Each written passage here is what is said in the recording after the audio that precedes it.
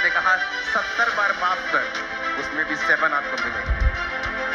यीशु मसीह ने सब्त के दिन अपनी पूरी लाइफ में सिर्फ 7 मिरेकल किए हैं। 7 दिनों का उसने हफ्ता बनाया। रेनबो में कितने कलर्स होते हैं? नामान को कितनी बार डुबकी लगाने के लिए बोला?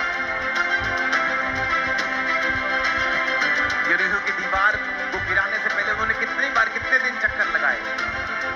आपको लगता है ये इत्तेफाक है? 7 दिन में परमेश्वर ने सब कुछ बनाया, इंक्लूडिंग रेस्ट।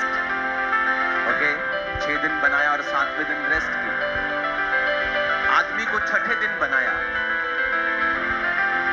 क्योंकि वो 7वें दिन नहीं बनाया जा सकता, क्योंकि 7 नंबर परफेक्शन को और खुदा को दिखाता है। बाइबल का एक एक वर्ड एक भविष्यवाणी। हमें लगता है कि परमेश्वर ये मेरी शादी की चिंता करता है क्या? इमेजिन करो, परमेश्वर जानता था कि अब्राहम से लेकर दाऊद तक 14 पीढ़ी हो। उनकी शादियां किनके कंट्रोल में थी? परमेश्वर। उनके बच्चे होना किनके कंट्रोल में था? परमेश्वर। इमेजिन करो, याकूब के 12 बच्चे होने थे, लिया, राहेल और उनकी 2 दासियां। 4 औरतों में से परमेश्वर को मालूम था 12 बच्चे ही मैं दूंगा। 4 औरतों को, एक गर्भ को परमेश्वर ने कंट्रोल किया हुआ। 12 का मतलब है गवर्नेंस। चेले कितने चुने? 12। जब एक चेला मर गया तो उन्होंने कहा जो प्रभु ने 12 ठहराए हैं, हम वो 12 इधर उधर नहीं करेंगे, 10 नहीं करेंगे, 13 नहीं करेंगे, 21 नहीं करेंगे। एक चेला और चुन लिया गया। कितने कर दिए गए? फिर से 12। जो नया यरूशलेम, हेवनली यरूशलेम बनेगा, उसके 12 गेट हैं। वो इतना परफेक्ट परमेश्वर है कि उसने एक एक नंबर तक लिख के रखा है, डिजाइन कर दिया है पूरी पृथ्वी को। जिस तरह उसने सूर्य को, चंद्रमा को, पृथ्वी को, ग्रहों को डिजाइन किया आपके लिए और मेरे लिए। मैं 16 अगस्त को परमेश्वर में आया, अपनी ओर से तो नहीं आया, मैं तो सुसाइड करने वाला था।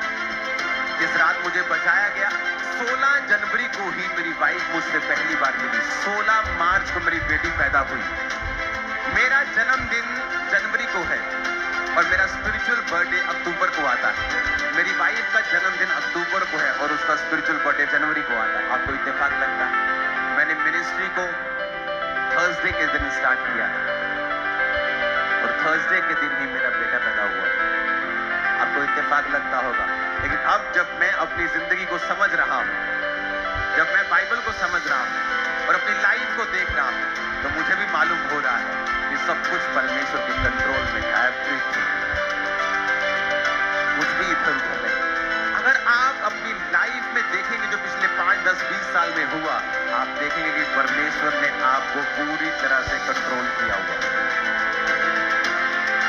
जब आपके अंदर ये फेथ पैदा हो जाएगा कि एवरीथिंग, मेरे घर के चूहे से लेके, कीड़ी से लेके, मेरे गर्भ से लेके, मेरे फाइनेंस तक, सब पर परमेश्वर का हाथ है और कुछ भी छूटा नहीं।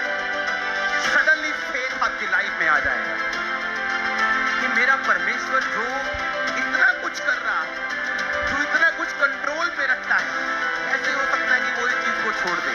आप अगर सोचेंगे और बाइबल पढ़ेंगे, आपको मालूम होगा कि हर चीज खुदा के कंट्रोल में थी। ऊंची आवाज में कहो हालेलुया।